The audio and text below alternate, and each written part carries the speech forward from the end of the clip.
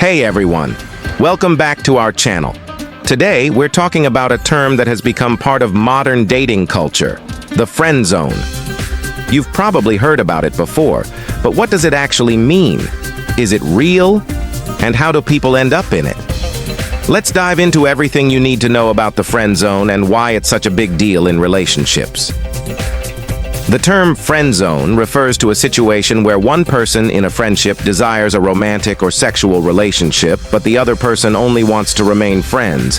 This creates a bit of tension and disappointment for the one hoping for more. It's a situation that's talked about a lot, but it's important to understand it on a deeper level. The friend zone can feel pretty frustrating for the person who wants more, but it's essential to know that it's not necessarily a negative reflection on either person. So let's break down the reasons people get friend zoned and explore some key dynamics of this tricky situation. Origins of the term friend zone. The term friend zone gained widespread popularity thanks to the hit TV show Friends, when Joey Tribbiani famously said that Ross Geller was the mayor of the friend zone after failing to turn his friendship with Rachel into a romantic relationship. Since then, it's become part of pop culture, but it's crucial to realize that the friend zone isn't a rigid, fixed place. Rather, it's a label that people use to explain unmet romantic expectations. How do people end up in the friend zone? Now, let's talk about how people end up in the friend zone. There are usually a few main reasons. 1. Mismatch in romantic interest. One person develops romantic feelings while the other doesn't. It's natural. Feelings don't always align, and people's romantic desires don't always match up with their friendships.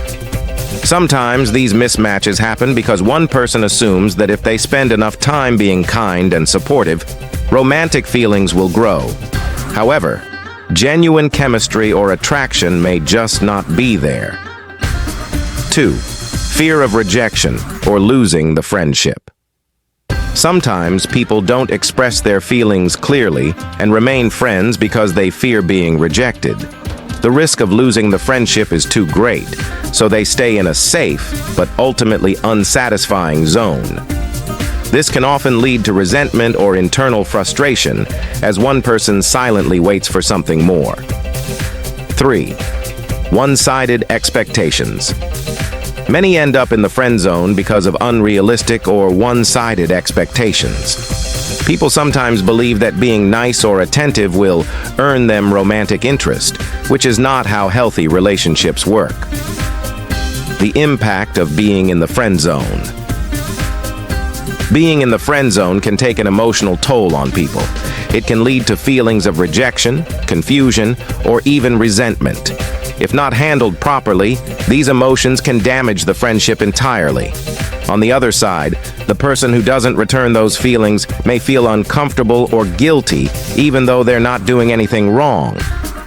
It's important for both parties to communicate openly and honestly, and for the person who has romantic feelings to respect the other person's boundaries.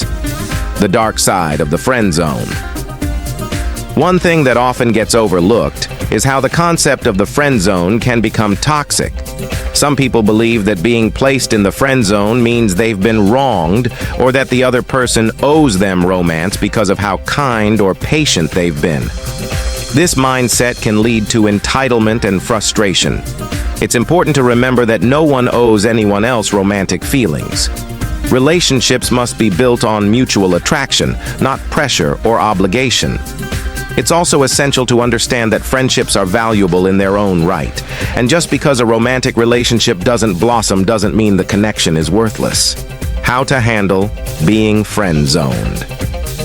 So what should you do if you find yourself in the friend zone? Here are a few tips. 1. Accept their feelings. It's important to respect the other person's wishes and understand that their feelings aren't something you can control. 2. Communicate. If you've been holding on to your feelings, it might be time to have a genuine conversation about it. Being honest can clear the air and prevent long-term resentment. 3. Focus on your self-worth. Remember, being in the friend zone doesn't define your worth. Just because someone isn't interested romantically doesn't mean there's something wrong with you. Focus on building your confidence and emotional health. 4. Evaluate the friendship. Sometimes, after expressing your feelings, the friendship may change, and that's okay. Take time to think about whether it's best for both of you to remain friends or if it's healthier to create some distance. In the end, the friend zone is just a label for an unreciprocated romantic feeling.